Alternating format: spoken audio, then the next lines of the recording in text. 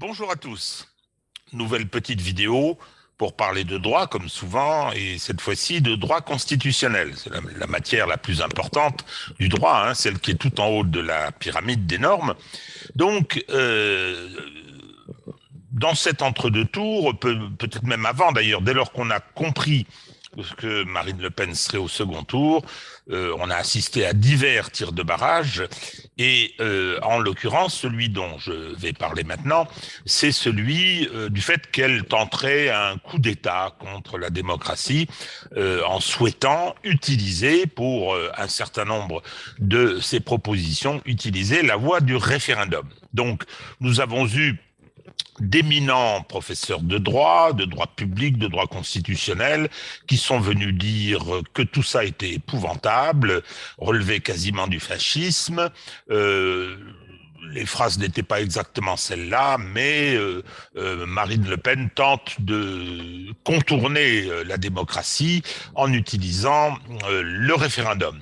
Or, cette façon de présenter les choses, outre qu'elle est risible, est quand même assez singulière lorsque, effectivement, on parle de référendum, qui est le moyen de s'adresser directement au peuple. Alors, il y a eu un premier article dans Le Monde, ensuite la grande presse mainstream s'est précipitée sur le sujet, et on a vu partout fleurir cette accusation. Marine Le Pen veut porter atteinte à la démocratie, et elle veut le faire parce qu'elle souhaite utiliser la voie du référendum pour faire passer un certain nombre de lois. Bien. Alors, concernant ceux qui sont montés à l'assaut, je ferai juste une petite observation initiale en rappelant quand même que tous ces braves gens qui aujourd'hui, du haut de leur chair, toisent la population, toisent tous ceux qui souhaitent, on se rappelle au moment des Gilets jaunes, de tous ces débats autour du référendum d'initiative citoyenne qui a été proposé par beaucoup de courants politiques.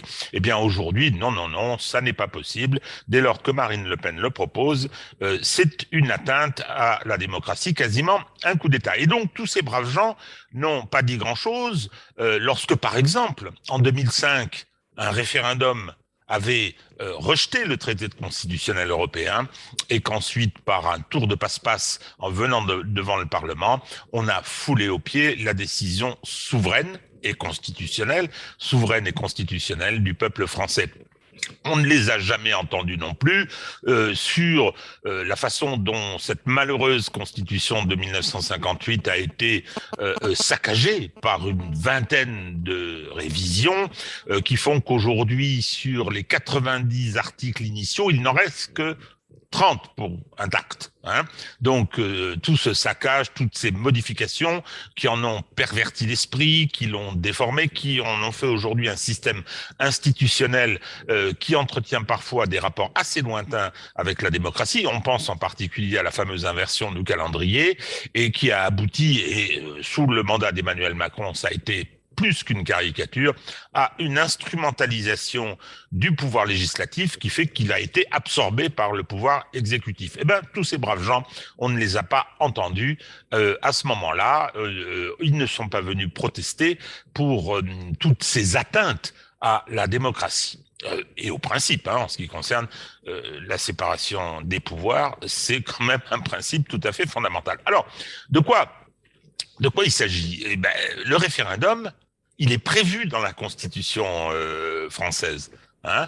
On dit que la souveraineté appartient au peuple et elle s'exerce par ses représentants, c'est la démocratie représentative, on élit des députés, on élit des sénateurs, etc. Et elle s'exerce aussi, et c'est l'article 3 qui le dit, par la voie du référendum. Bien.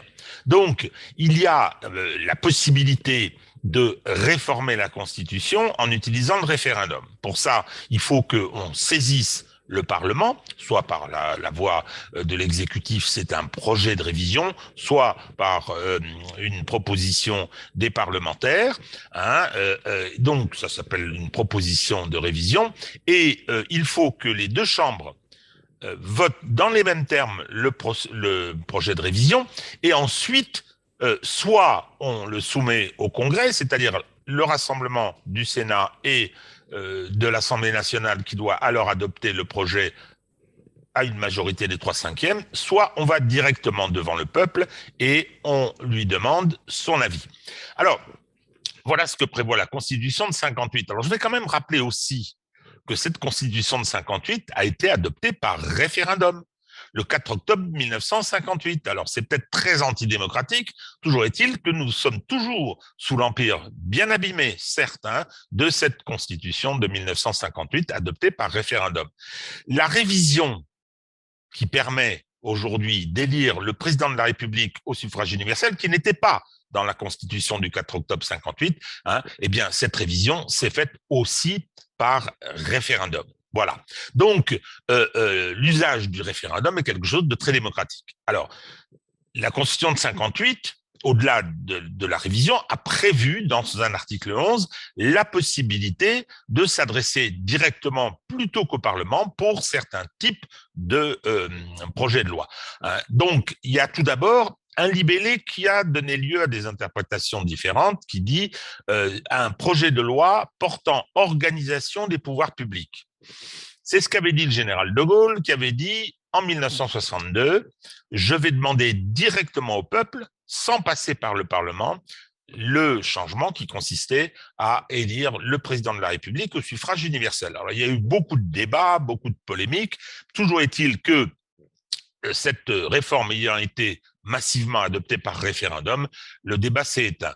Le général de Gaulle a tenté une nouvelle fois en 1969 d'utiliser ce fameux article 11, mais il a été battu. Il a été battu dans les urnes, il a perdu ce référendum. Donc la question de savoir si cet article 11 peut être utilisé pour réformer la Constitution est toujours ouverte. Mais quoi qu'il en soit, l'usage de ce référendum est prévu. Alors, organisation des pouvoirs publics, il y a également des projets économiques, des projets dans le domaine environnemental, etc.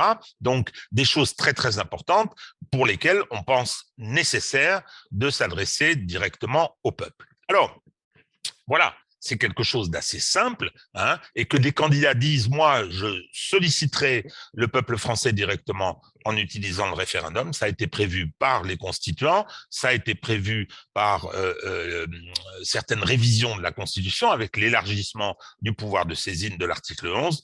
Donc, tout cela est parfaitement logique et légitime.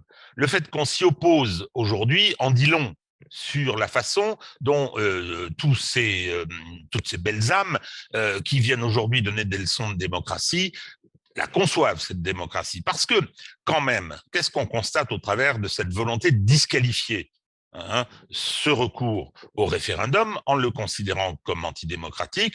Ce sont effectivement tous ceux qui n'ont vu aucun inconvénient quand ils ne l'ont pas soutenu à un processus qui a limité le pouvoir législatif du peuple.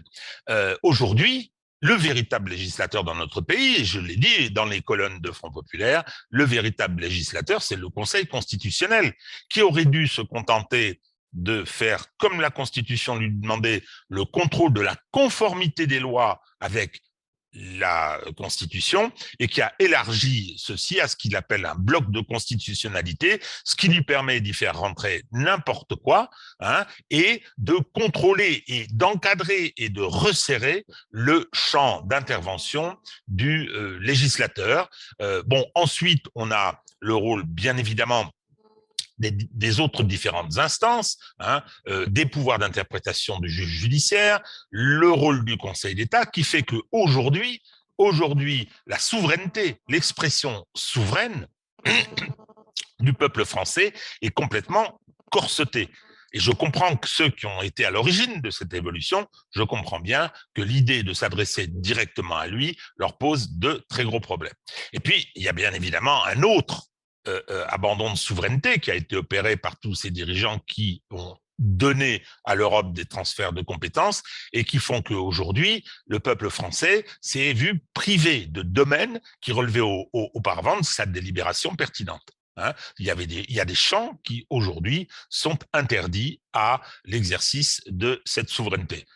C'est pas à Front Populaire qu'on va apprendre ça, puisque nous avons été effectivement créés pour essayer de reconquérir ces espaces de souveraineté qui ont été abandonnés. Donc, sans rentrer techniquement dans un certain nombre de débats sur la portée exacte de l'article 11.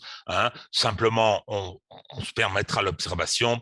Ce barrage de tous ces juristes qui aujourd'hui essaient de disqualifier la volonté de recourir directement au peuple en lui demandant son avis montre bien toute l'évolution de ce système, c'est-à-dire on a, et je me résume, corseté l'expression souveraine du peuple au travers de ses représentants. On a essayé de faire tomber en désuétude le référendum, depuis le référendum perdu de 2005, on s'en rappelle bien, comment ensuite l'opinion du peuple français, la décision du peuple français a été traitée, et également tout ce qu'on a remis à l'Europe, ce qui fait qu'aujourd'hui, on s'aperçoit que sans que personne ne réagisse dans notre pays, enfin, de ceux qui sont au pouvoir, lorsque l'on constate à l'occasion de la guerre en Ukraine que la Commission européenne, en la personne de sa présidente, Madame von der Leyen, a pris des prérogatives par une espèce de coup d'État, des prérogatives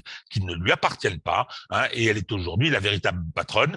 Je prends juste un exemple. Lorsqu'elle a décidé d'interdire en Europe les médias russes, qui étaient RT et Sputnik, tous les pays se sont alignés. Il n'y a pas eu l'expression d'une décision spécifique des pouvoirs publics français. Non, non, on s'est contenté d'exécuter les ordres de Madame von der Leyen.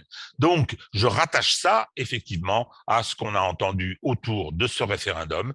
Si jamais Marine Le Pen arrivait au pouvoir, ben effectivement, elle aurait constitutionnellement, institutionnellement, la possibilité d'utiliser le référendum, et il n'y aurait rien là, bien au contraire, d'antidémocratique. Voilà, c'était quelques petites observations sur un problème technique et où l'argument d'autorité peut intimider. Je ne pense pas qu'il soit souhaitable de se laisser faire.